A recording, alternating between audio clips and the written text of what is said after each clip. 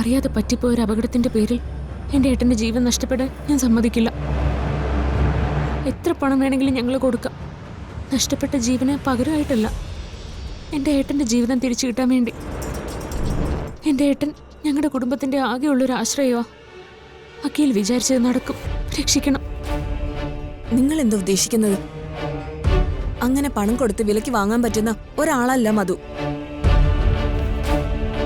അവൻ പണം ഉണ്ടാക്കാൻ ഇറങ്ങിയത് പോലും അവന്റെ സഹോദരിക്ക് വേണ്ടിയാ. ഇപ്പോ മധു എന്ന പേര് കേട്ട ഈ നാട് മുഴുവനും വിറയ്ക്കുന്ന ഗുണ്ടയാകുന്നതിന് മുമ്പ് മറ്റൊരു മധു ഉണ്ടായിരുന്നു. മദ്യപാനിയായിരുന്നു അവന്റെ അച്ഛൻ. അമ്മയുടെ ജോലിയായിരുന്നു ആ കുടുംബത്തിന്റെ ഏക വരുമാനം.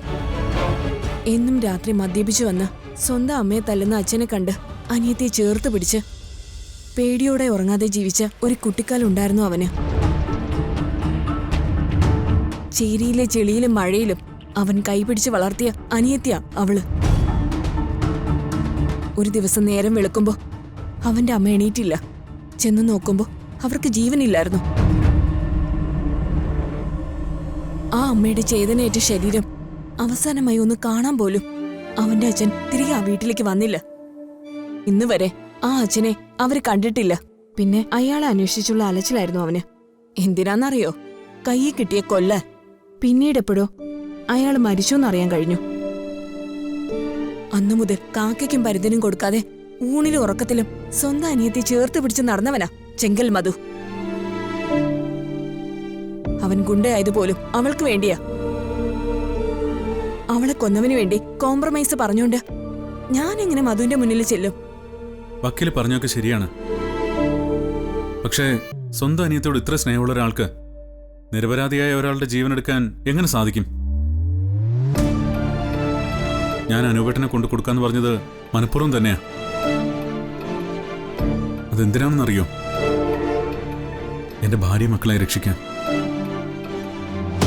അതല്ലാതെ മറ്റൊരു മാർഗം എന്റെ മുന്നിൽ ഇല്ലായിരുന്നു. ഇതുപോലൊരു ക്രിമിനൽ എന്റെ ഭാര്യയുടെ ജീവൻ കയ്യിൽ വെച്ച് ഭീഷണിപ്പെടുത്തുമ്പോ ഒരു ഭർത്താവെന്ന നിലയിൽ അവളെ രക്ഷിക്കാൻ ഞാൻ പിന്നെ എന്ത് ചെയ്യണം? സ്വന്തം ഭാര്യയുടെയും കുഞ്ഞുങ്ങളുടെയും ജീവൻ രക്ഷിക്കാൻ പറ്റിയില്ലെങ്കിൽ പിന്നെ ഞാൻ ജീവിച്ചിരുന്നിട്ട് കാര്യമുണ്ടോ? അവരെ രക്ഷപ്പെടുത്തിയിട്ട് മധുവുമായിട്ടൊരു കോംപ്രമൈസ് സംസാരിക്കാന്നാ ഞാൻ വിചാരിച്ചത്. ആരെ മനഃപൂർവ്വം ദ്രോഹിക്കുന്ന ആളല്ല ഞങ്ങള്. നെല്ലിശ്ശേരിയിലെ സേതുമാധവനെയും കുടുംബത്തെയും കുറിച്ച് അന്വേഷിച്ചാൽ നിങ്ങൾക്ക് മനസ്സിലാവും. എന്തൊക്കെ സംഭവിച്ചാലും അനൂപേട്ടനെ മധുവിന്റെ മുമ്പിൽ കൊണ്ടുകൊടുക്കാൻ എന്നെ കൊണ്ട് പറ്റില്ല.